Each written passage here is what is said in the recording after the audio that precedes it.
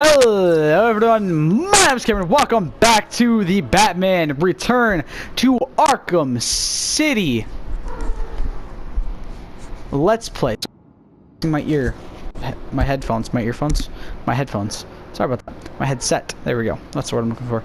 I hope you guys enjoyed the last episode, and today we're gonna keep diving into the lore of the Batman universe that makes up Batman Arkham City.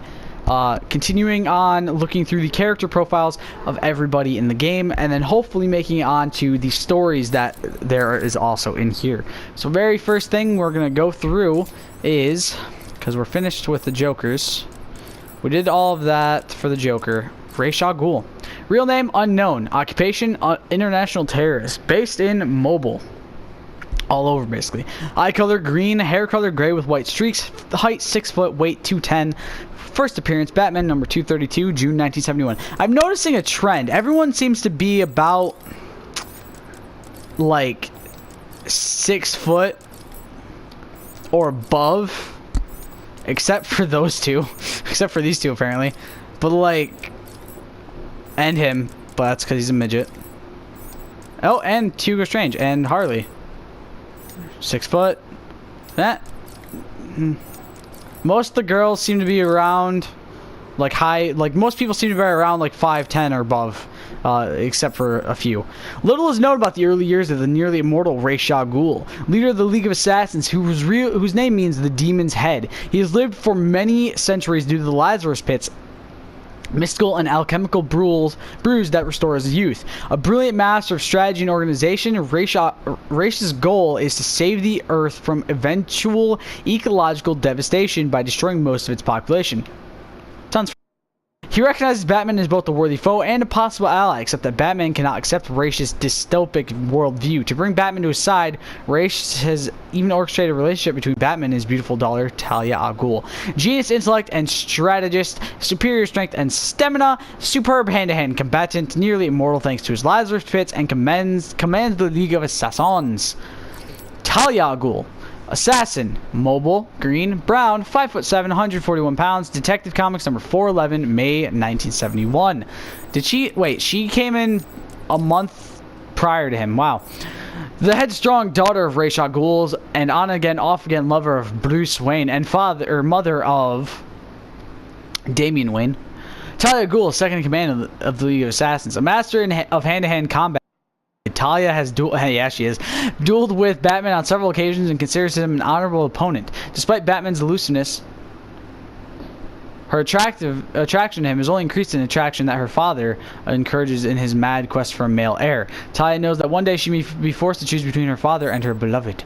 Trained in stealth and combat by the League of Assassins, ruthless and brilliant tactician, runs legitimate business empires for the League.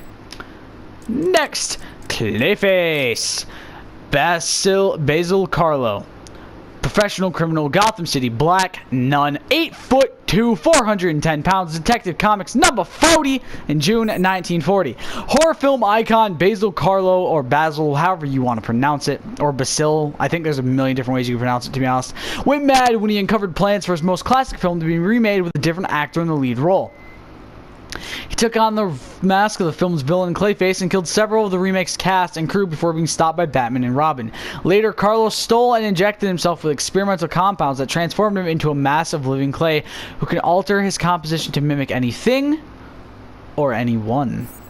Can mimic anything and anyone, extremely difficult to injure or contain. Oh, fuck, I did the wrong butalum. The Riddler. Real name, Edward Nashon, a.k.a. Edward Nigma. Professional criminal, Gotham City, blue, brown, 6'1", 183 pounds. Detective Comics number 140, October 1948. With an obsessive-compulsive need for attention, Edward Nigma is determined to be the cleverest of Gotham City's criminals, plotting elaborate trails of clues and riddles around his crimes. Worthy opponent capable of unraveling the Riddler's most intricate plans, but Nigma is dedicated to creating a mystery that will stump the Dark Knight even if he has to kill someone to do it. Humiliated by Batman on Arkham Island, Nigma is more determined than ever to bring the Cape Crusader to his knees. Genius intellect driven to test others by leaving clues to his crimes, compulsive need for attention, and let's start listening to his interview tapes. Do not fret, Mr. Mayor. Everything is under control, I promise you. It's not that I don't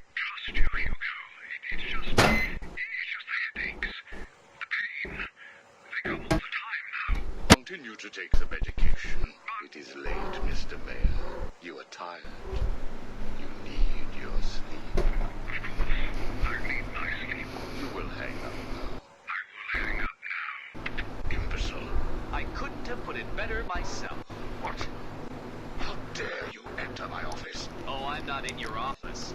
And please don't insult me by attempting to trace this broadcast. You will fail.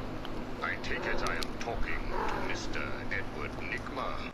Do you know of any other inmate in your twisted little penitentiary who is ingenious enough to arrange this little chat? Narcissism, a compulsive desire to prove his intellect, and a predilection for riddles. You've read my file. Of course. Good. Then let's get started. How do you attempt to understand what is going on in Arkham City when all of the answers are strange? Good evening, Hugo.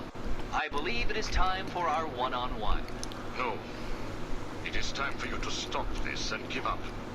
My tiger guards will find you, and when that happens, I will perform the procedure on you myself. Procedure? Oh, you mean what you did to all those poor fools back at the asylum? To be honest, I think you did them a favor. How do I know that you requested access to all the most forgettable patients and proceeded to melt their brains with the help of that confused milliner? Or did you mean, how do I know that you have been providing the ex-warden with your own special medication? No doubt intended to render his synapses more malleable to your suggestions. Or maybe you are currently wondering if I know about the secret panel in your closet. How it slides back to reveal what you want most. How you sit, wearing that suit, crying into your hand as you question whether you are really worthy. What do you want, Mr. Nigma? Oh, that's easy. I want exactly what you want. And what's that? Batman, dead. Humiliated, but dead. That didn't happen. Sorry. Knock, knock, Professor. Guess who? I grow tired of these insipid games, Mr. Nigma. If you wish to speak to me, my guards will escort you safely to my tower. Please, Hugo. If you're going to set a trap, at least pretend to try harder than that. No traps, Edward. I simply wish to grant you safe passage through Arkham City. I think the time has come for us to meet as equals. You, Strange? My equal? I am the man whose cunning will soon have Batman lying at my feet, bloodied and broken. Really? Then I will pull off his mask and look into his dull, dying eyes. In that last instant, he will know that I have finally beaten him. And I will finally know who he really is. My apologies, Edward. I see now we are nowhere near equals. Finally. You see, like me, you are obsessed with the Batman. But unlike me, you don't know who he really is, do you? What? I know you were lying, Strange. There is no way that you could have figured it out. It's some kind of trick. It must be. Oh, I use no tricks, no childish puzzles. I simply created a psychological profile of the man most likely to be the Batman, and then matched it against the most logical candidate. I was right, of course. He wasn't. Who is he? Ah, but that would spoil the game for you, wouldn't it? You must tell me. I implore you, Strange. Really, Edward? If I could figure it out, it must be child's play for you. But I... Interesting. Tell me, Edward, how is the Riddler like a blank dictionary? You're both at a loss for words. Damn. Solomon Grundy. Cyrus Gold. No occupation available. Slaughter Swamp. Gray. All American Comics number 61. October 44. A century ago, murderer Cyrus Gold sought to escape justice by hiding in Slaughter Swamp, where he met a fate worse than death. Mysterious forces doomed the now immortal Grundy to an endless cycle of death and rebirth. Robbed of his memories, he adopted the name of a nursery rhyme. Solomon Grundy, born on a Monday, christened on Tuesday, married on Wednesday, took ill on Thursday, grew worse on Friday, died on Sunday, died on Saturday, buried on Sunday. This is the end of Solomon Grundy. Each reincarnation makes him stronger. Incredible strength and resilience can never be truly killed. That's true. Real name, Selena Kyle. Professional thief, Gotham City. Green, black, 5'7", 125 pounds. Batman #1, spring of 1940. An orphan who learned to survive on the mean streets of Gotham, Selena Kyle turned to thievery to survive. Determined to do it with style, she learned martial arts and trained in gymnastics to perfect her skills. Her criminal activities are tempered by a reluctant altruism, making her an inconstant villain and occasional hero. She maintains a complicated adversarial relationship with Batman that frequently turns flirtatious and occasionally romantic. Since the opening of Arkham City, reports of Catwoman burglaries are down, though underworld rumors have her hunting down Two-Face for an unknown reason. Trained gymnast and athlete, expert hand-to-hand combatant, highly skilled with whips, unrivaled stealth abilities, obsessed with stealing protected items. We found a prisoner attempting to break into your office, sir. I see. Leave us. Yes, sir. Well, as I live and breathe, Professor Hugo Strange. Your posters really don't do you justice. You really are far more evil looking in real life. Charmed. Tell me, what do you plan to do, Miss Kyle? I assume that you were attempting to break into my office in order to retrieve your ill-gotten gains. You stole them from me. Hardly. The items were confiscated upon your arrest. Yeah, about that. This holiday camp of yours is quaint and all, Hugo, but I don't think I'll be staying too long. Escape is impossible. A girl loves a challenge. So do I. Girl has no name.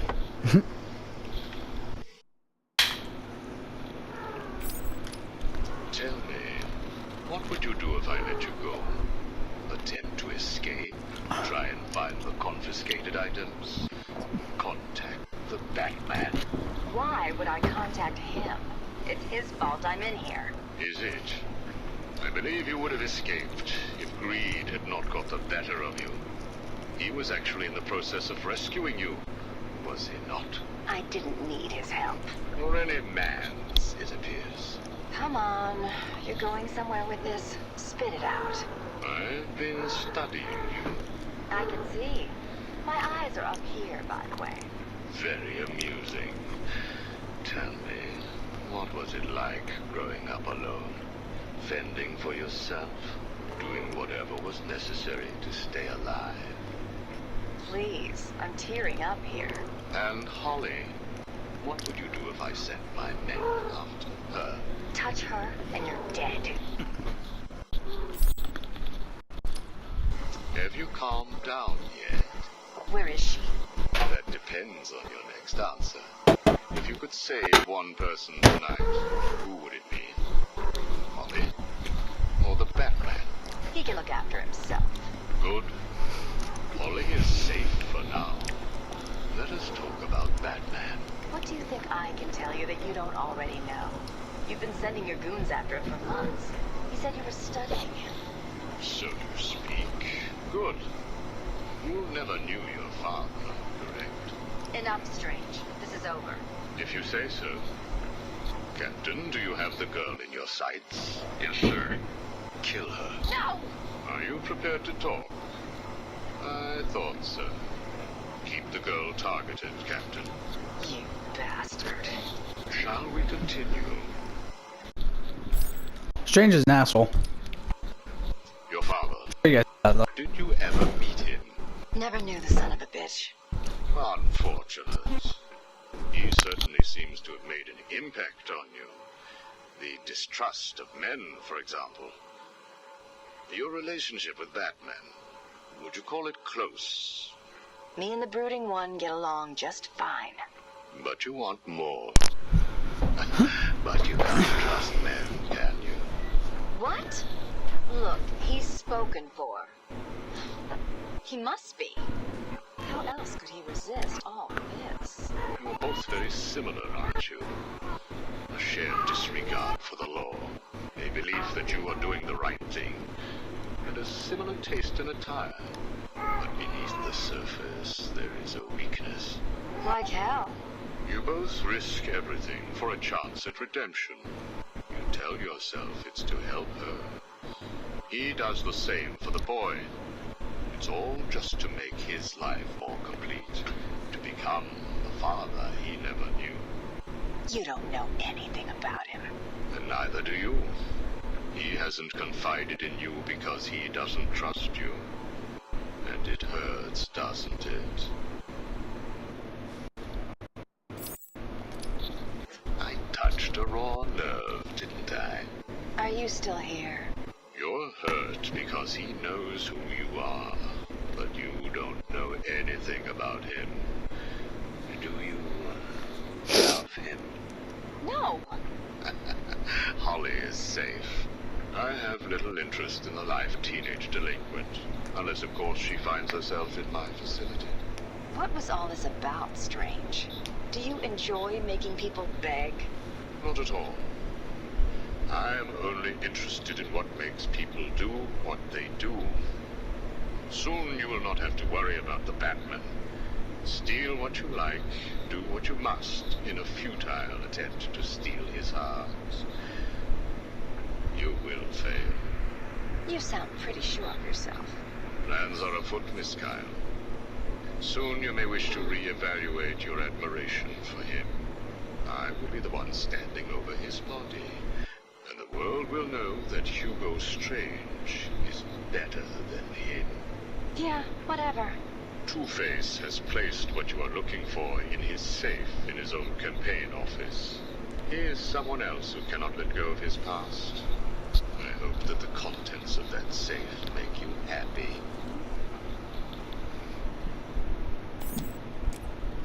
Nora Freeze. Not available, not available. Blue, blonde, 5'6", 145 pounds. Batman, Mr. Freeze, 1997. Beautiful Nora Freeze found in dying love when she married the shy but brilliant cryogenicist Victor Freeze. After she was struck with a rare disease, Victor used his lab to freeze Nora in a state of suspended animation until he could find a cure. Since then, Nora's been trapped between life and death. Victor became Mr. Freeze, willing to break every law in his desperate search for a means to cure Nora. Gifted dancer. And if you actually look up, there's actually a lot of different versions of this. I'm not sure what the original version had, but every version of this, there's a lot of versions of this where she's against it. There's a lot of versions where she's for it.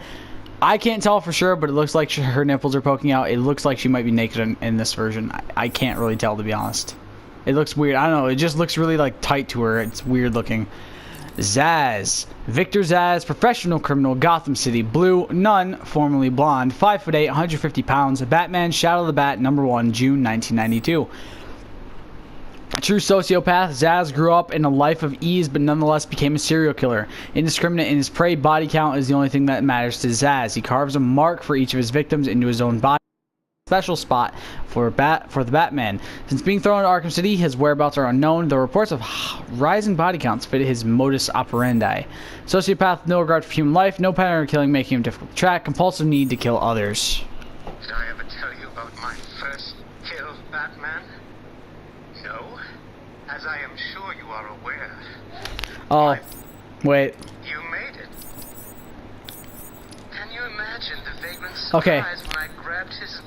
So these are just the calls we've already done. So if you guys want to see those, you can go back to when we were doing Zsasz storyline stuff. Deadshot, Floyd Lawton, mercenary, Gotham City, blue, brown, 6'1", 193 pounds, Batman, number 59, July 1950. Floyd Lawton is the deadliest gun for hire in the world. He never misses a shot, especially with his pair of silenced wrist-mounted 9mm cannons. Deadshot disdains himself almost as much as his corrupt targets. Several prison psychologists have diagnosed him with suicidal tendencies. Batman is the only person who's made Deadshot miss, a distinction that puts the Dark Knight at the top of Deadshot's hit list. Master marksman, expert with all firearms and projectiles. Azrael, real name Michael Lane, police officer, Gotham City, brown, black, 6'2", 210 pounds. Azrael deaths, Dark Knight #1, March 2009. Years ago, Michael Lane was part of a program to create the ultimate crime fighter. Instead, it turned him into an insane criminal. He's more of an anti-hero. Thwarted by Batman, Michael confessed his sins to a priest of the secret religious sect, the Order of Purity. They recruited Michael to fight evil as their crusader Azrael, wearing the mystical suit of sorrows and wielding the sword of sin. If Michael does not keep his soul pure, the suit of sorrows will destroy him. The suit of sorrows bestows enhanced strength, stamina, and speed. The sword of sin burns with the souls of the damned, prone to fits of insanity, military, and police-trained tactician. He's one of my favorite characters in this, to be honest. Mad Hatter, Jervis Tetch, Professor Gotham City, blue, red, 4'11", 115 pounds, Batman number 49, November 1948. Took 2 years for them to release the 50. Obsessed from a young age with Lewis Carroll's book Alice's Adventures in Wonderland, Jervis Tetch, an expert hypnotist, embraced a delusion that he was the incarnation of a character in the story, the Mad Hatter. Using his skills for mesmerism, the Mad Hatter has committed many crimes, often themed around the book that inspired him and his love of hats and headgear, going so far as to implant his hats with mind control chips to amplify his hypnosis skills. Above all other headwear, however, he covets Batman's distinctive cowl and will stop at nothing to acquire it. Master of hypnotism and mind control, obsessed with hats, especially one-of-a-kind items, delusional, schizophrenic, with a fixation on Alice in Wonderland. I mean, if he knew that Batman's cowl wasn't one-of-a-kind, he'd be pissed. Patient interview 1. Subject's name, Jervis Tetch, a.k.a. the Mad Hatter. Brought to Arkham Asylum by the Batman 6 months ago. Patient exhibits signs of obsessive compulsion and paranoid schizophrenia. Sit down, Mr. Tetch. There's no time to sit. I need Alice. Where is my Alice? Please. No time to sit, not time to chat. I'm searching for Alice and I've lost my head. Guard, restrain Mr. Tetch. Get off me. Get off me. I'm late. I'm running out of time, Alice. Where are you? Alice isn't here yet. Just relax, Jervis. She will be here soon. I promise. Now, would you like some tea?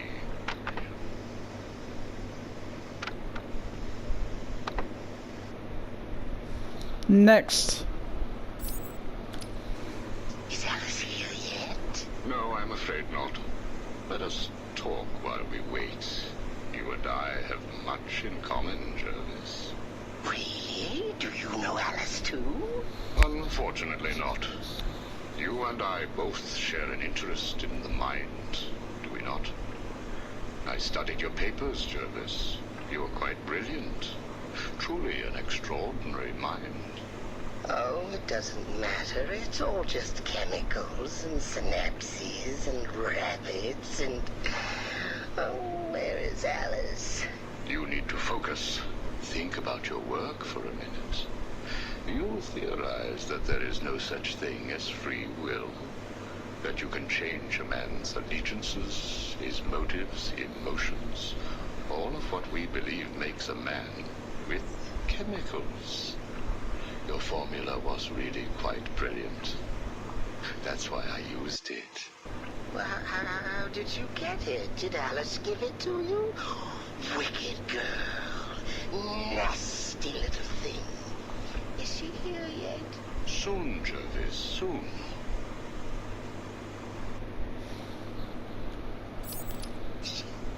Oh, you told me Alice would be here. She is, Jervis. She's right here. Alice? Alice, come out. Don't pout. Don't make me shout. Alice, come out. Where are you? Take a look at the pictures, Jervis. Who are these people? Look again.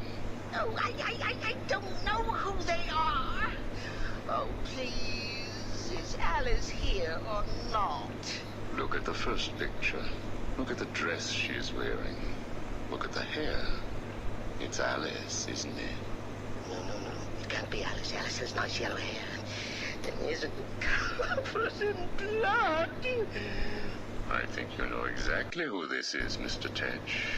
I think you remember the night you lured Stephanie Williams back to your research lab. How you offered her tea. What happened then? No. You killed her, didn't you? No. She was first.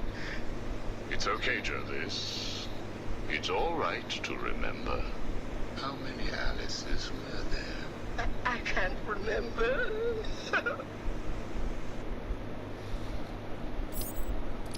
Now, Alice isn't coming, is she? That all depends on how you cooperate. I have a little side project that I'm working on. I could use your help. My help? I can't help. I'll be late. God, I can't wait for Mortal Kombat 11. This facility is old, tired, full of ghosts. Ghosts? A figure of speech. Do not worry. Arkham Asylum will not exist forever. Its techniques are old, its mission outdated. I intend to create a new Arkham.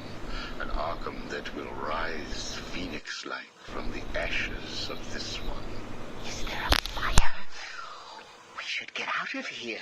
I have arranged for some documents to be left in your cell. They outline a technique I propose to control the mind of, shall we just say, weaker souls. I cannot do it without rabbits. I need rabbits for my research, and tea, and... And Alice, I know. I have arranged for a number of test subjects to be at your disposal. They have been here at Arkham for so many years that no one will miss them. Shall we meet again next week?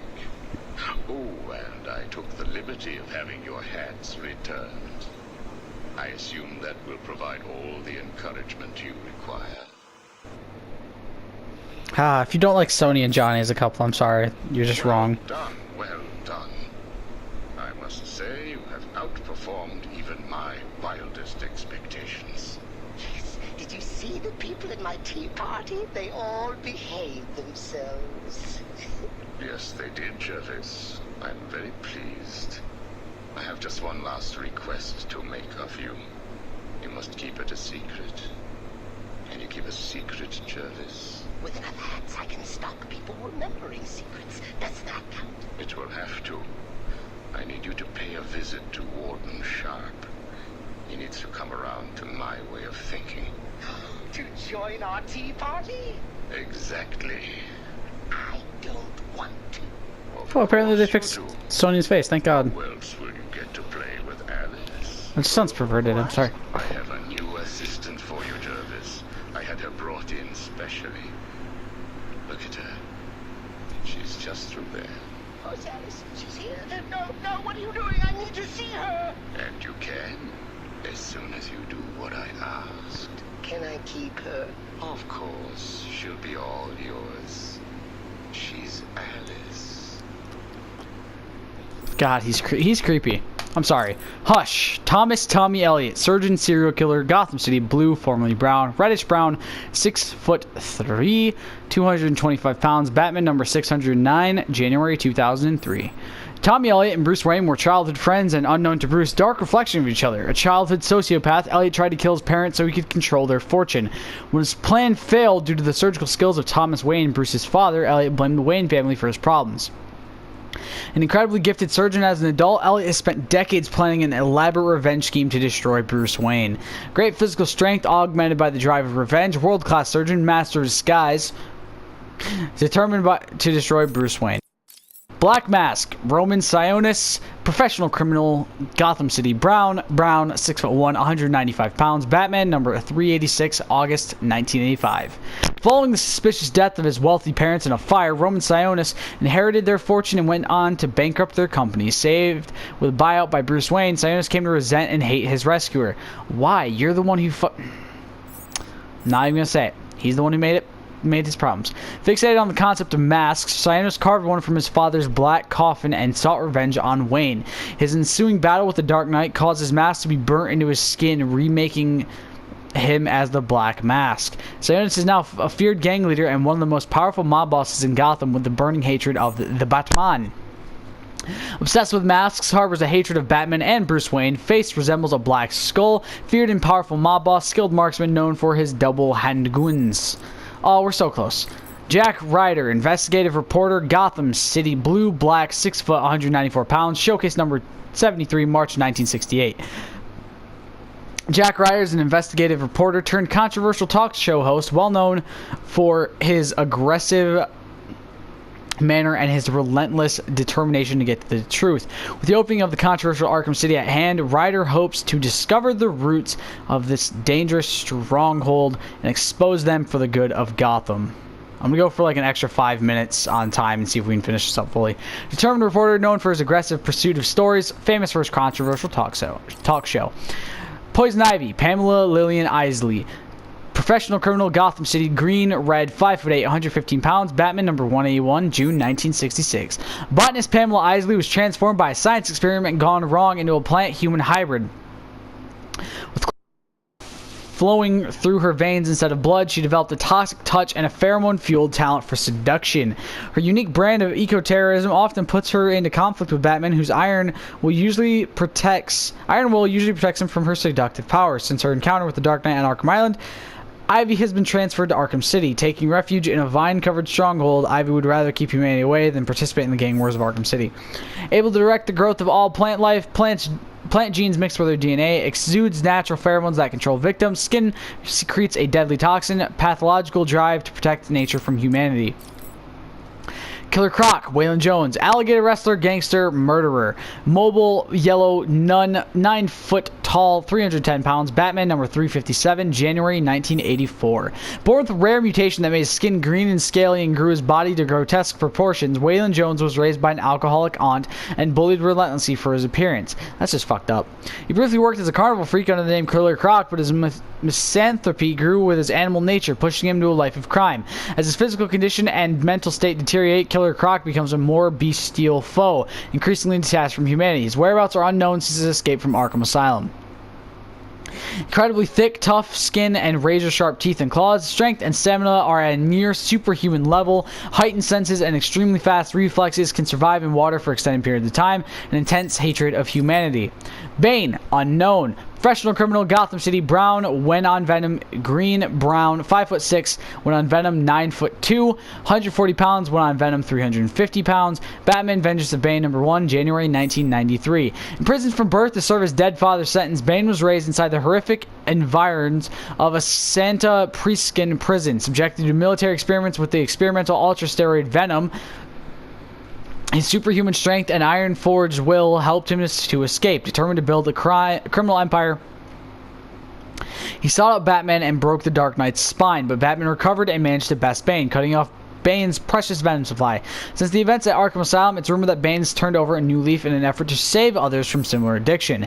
Master strategist, intense focus, abnormally strong reaction to super steroid venom, determined to best all who challenge him. Bane is a very smart person too. Calendar Man, Julian Day, professional criminal, Gotham City, blue, nun, formerly brown, 5'9", 215 pounds, Detective Comics number 259, September 1958. Fixated on the calendar, Julian Day became Calendar Man, a villain who timed and tied his crimes thematically to certain holidays throughout the year, often leaving clues by which he could be caught. Gotham City's hopes for a day off are often clouded by the knowledge that any holiday of note is likely to be shadowed by Calendar Man's presence. Obsessed with quirks of the calendar. And actually, speaking of Calendar Man, we are going to go see if we can go get a new thing from him. It should be nearing St. Paddy's Day thing, maybe even getting potentially Valentine's Day in right now for this. I'm not entirely sure. I don't even know if we'll be able to make it to him in time, if I'm being honest. He is a pretty good distance away from us. So we'll have to hope and pray that we can make it to Calendar Man in time. This place gets worse. And then with that, we'll end the episode. Next episode, we will focus on these bits of lore, all of the story stuff. The good news is most of them shouldn't take too long.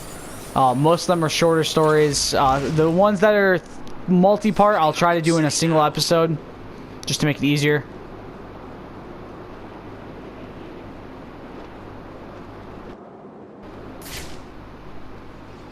Alright, let's see if I can do the quick slip, where I just go straight to the door and get in without anybody spotting me. No. Now shut the fuck up. Alright.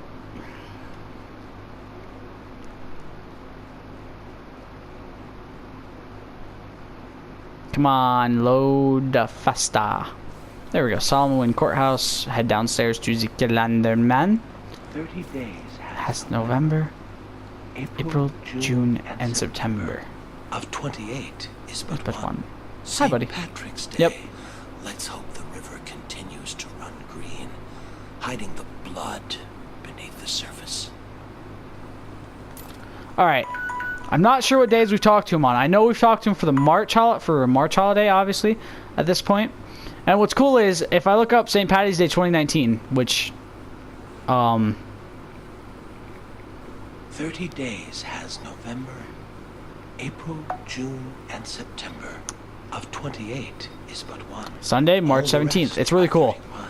So I hope you guys enjoyed this episode. Leap year comes and slays. Every 4 years, got it right. And 28 is 29. I hope you guys enjoyed this episode. I'll see you all in the next one. Stay golden. Peace.